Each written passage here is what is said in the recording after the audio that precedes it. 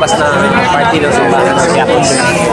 Pagkakita natin sa alas 2 na ng hapon, pero still nandito pa rin yung mga devoto na nag-aabang na makapasok daw sa Quiapo Church. Nagkaiba-ibang mga lugar po sila nang galing. Nandiyan yung mga bulsa natin sa likod. So kami ni Words, kaantay lang kami ng pagkakataon makapasok kami doon sa loob ng simbahan. Ito lang muna kami dalawa.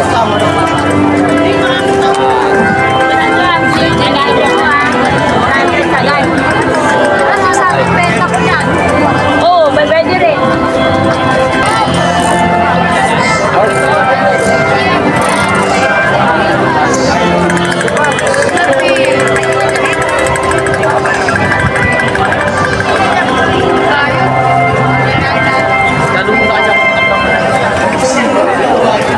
Devoto na sa labas lang po sila nag-stay sa ngayon mga tos kasi hirap talaga papasok dito sa simbahan.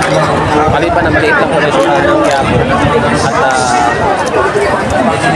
sa bandang wait ng simbahan yan sa likuran puno ng mga tao at ito yung big party ng Quiapo.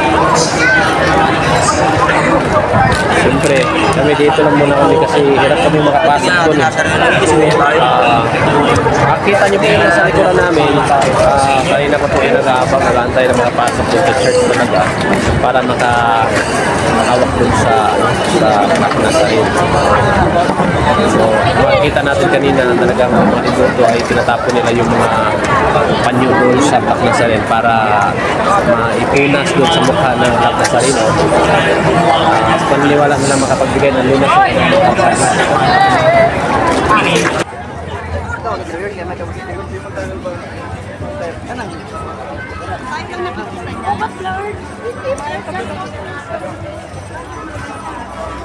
napakahabang pila dito sa ating pila ito. Nanay ba?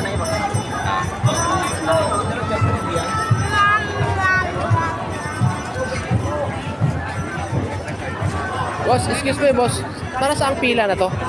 Grabe, sa Nisha, simbahan. Simbahan to? Kaya pala, akala ko yung ibang pila pala papunta simbahan talaga.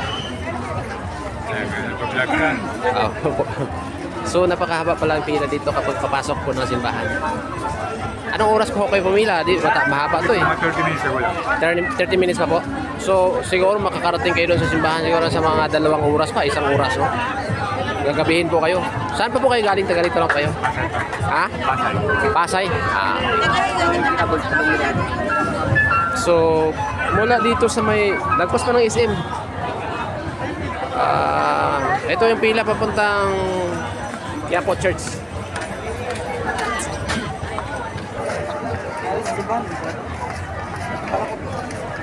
Pasimbahan pala itong pila na to. Shoutout from Taguig. Ay, from Taguig. Ay, sure. So, kanina pa kayo pumila? Kinanghali na nga. Okay. Sige sir, contact nyo. Ganda na, 20 na. Sige sir.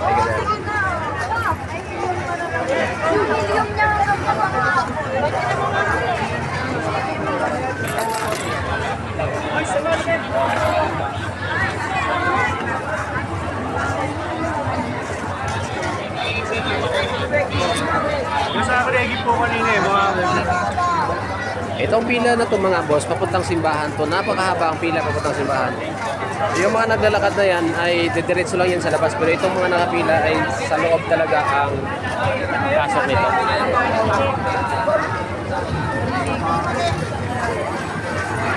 Grabe, sobrang haba. Punong-puno pa yung simbahan. Bago po kayo makapasok sa simbahan talaga, kailangan pumila kayo ng napakahaba. Ayan.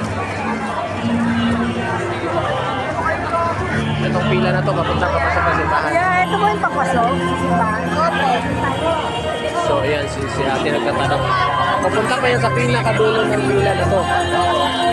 Grabe.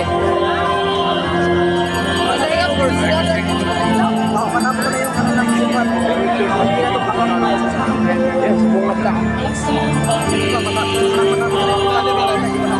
Hindi pa, marami pang gustong kapag. Ang salita ng Diyos Salamat sa Diyos. Hindi nila malilimot ang dakilang gawa ng Diyos. Hindi nila malilimot ang dakilang gawa ng Diyos. Kayo ngayon ay makinig sa turo ko ng anak. Inyong bibig ulitigin. Salita ko ulitigin ka. Itong akin sa balik ko. Bayang, tara na!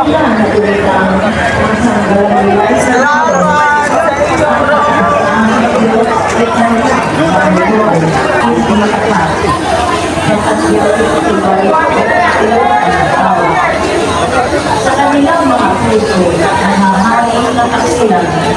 Hindi sila natatakot sa Diyos.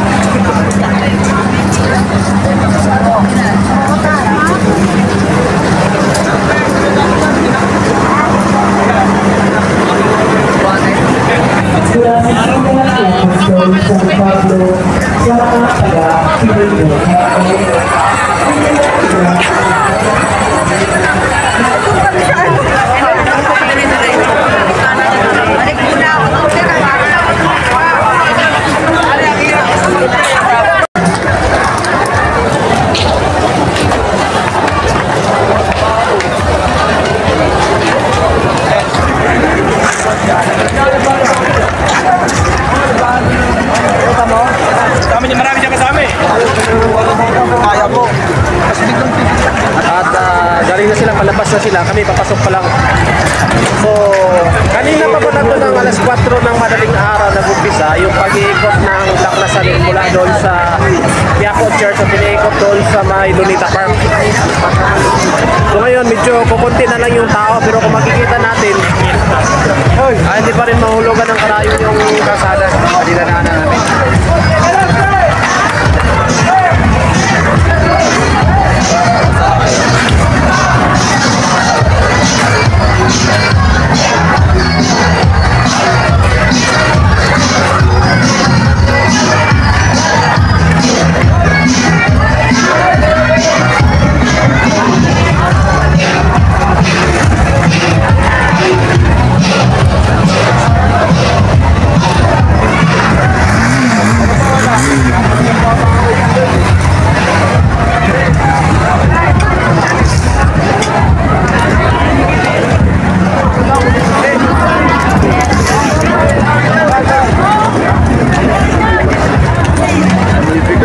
Saan yung panyo mo, Mords?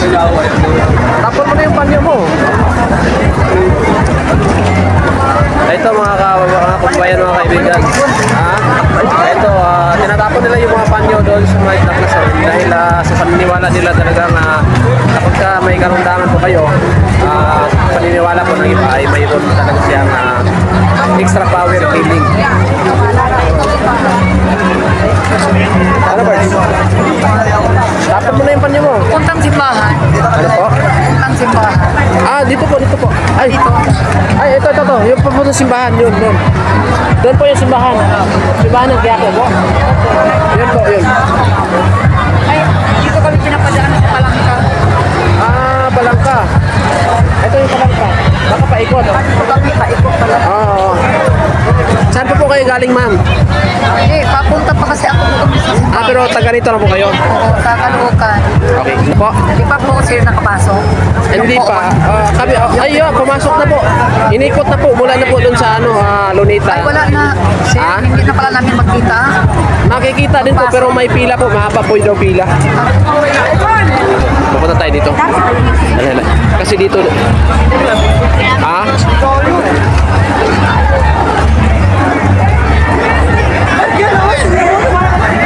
Sir, papunta sana kami sa church.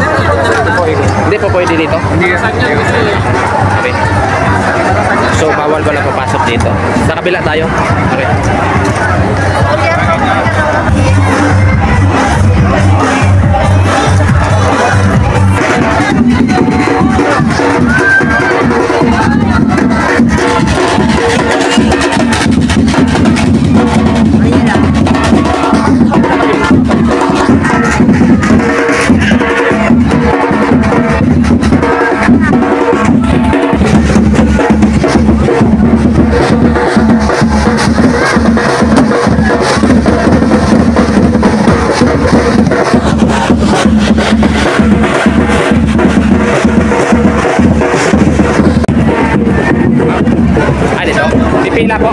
Pipila kami. Pipila, may pila. Okay, thank you po. Excuse me, sir. Thank you. Bert, nawala yung kasama ko. Nawala si Nil Zamora. Hindi ko alam paano makikita yun. Wala, ang dami tao. Hi! Welcome to my vlog! Saka mo dyan, mama.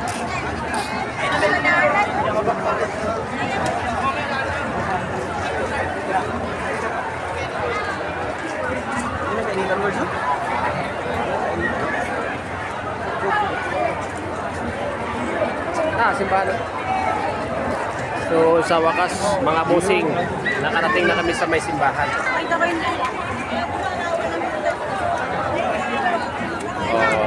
Yung iba dito na natutulog yata. Alas 4 ng mga madaling araw, iniikot yung Black Nazarene doon sa may Linita Park. Tao. Padaanin na ng hanap buhay.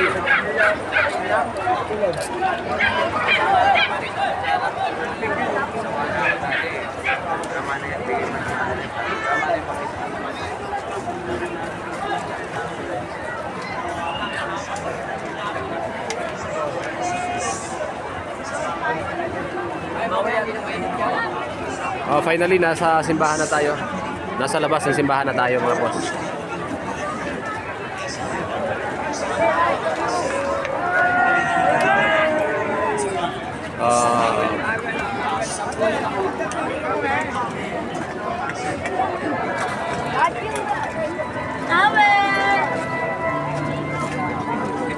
Alas 2 na ng hapon. Parang hindi pa rin mahulugan ng karayon yung tapat ng simbahan ng Quiapo Church, mga boss. Dahil sa dami ng mga devoto na pumunta dito ngayon. Wala.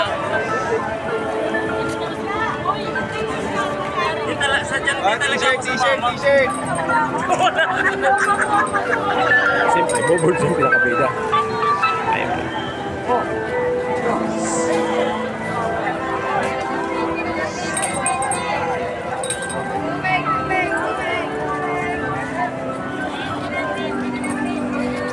Dito na po.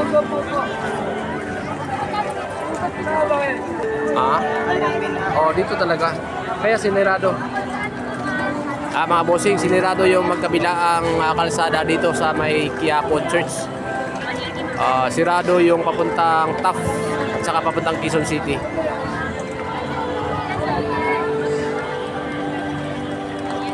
Nandyan po ang ating mga police officers para magbabantay po sa mga tao.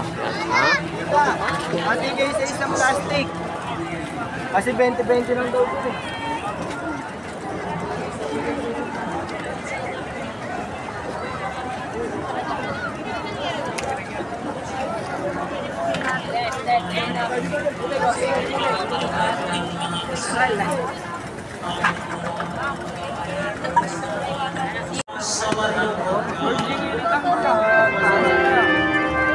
Sa bahay namin.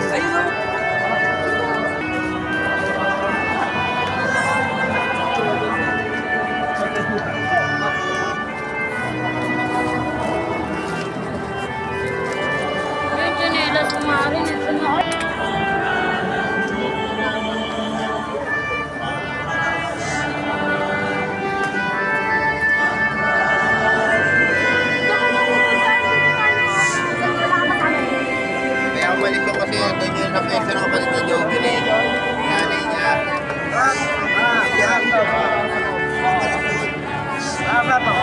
Hanap buhay mo na, hanap buhay.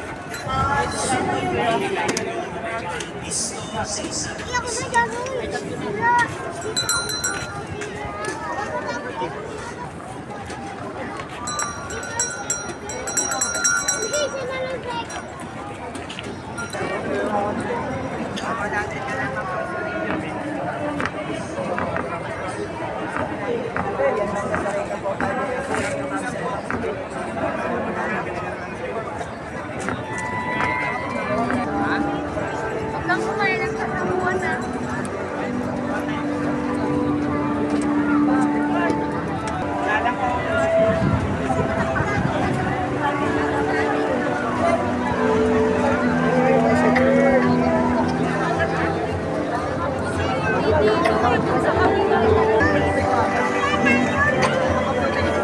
Din yan eh, isa lang din yan eh.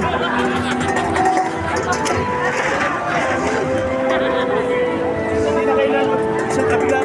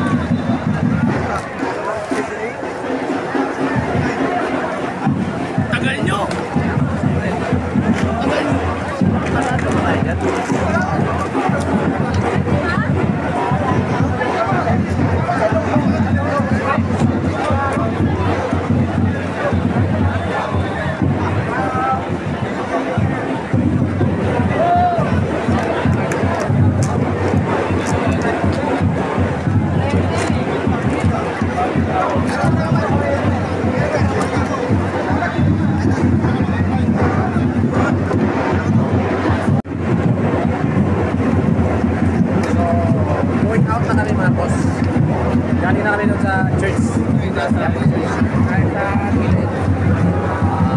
Okay. So, napapaligiran kami ng napakaraming isang pasilip. Haba ng palang kapul-puno ng tao.